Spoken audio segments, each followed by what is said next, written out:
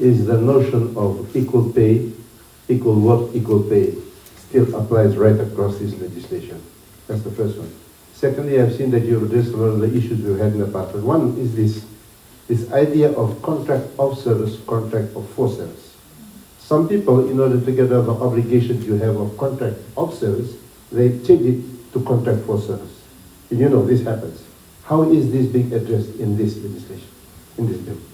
In terms of employment contract, contract for service and contract of service, currently the contract for service and contract of service is still there, but when you look at it in terms of the interpretation, if an employee feels that that employee is a employee, if a person feels that the person is an employee of the organization and not a contractor, then of course they can always lodge a case with the ministry. So of course the ministry takes it to the employment tribunal for interpretation. We also have noted and seen that when you look at it in terms of these proposed legislations, is that the contract provisions is very clear now.